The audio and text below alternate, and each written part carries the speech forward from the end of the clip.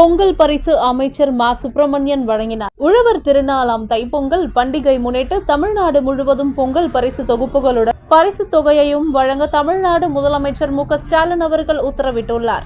இந்த நிலையில் சைதாப்பேட்டை சட்டமன்ற தொகுதியில், வேளச்சேரி சட்டமன்ற தொகுதியில் மற்றும் சோழிங்கநல்லூர் சட்டமன்ற தொகுதியில் அமைச்சர் மா. சுப்பிரமணியன் பொங்கல் பரிசு வழங்கினார்.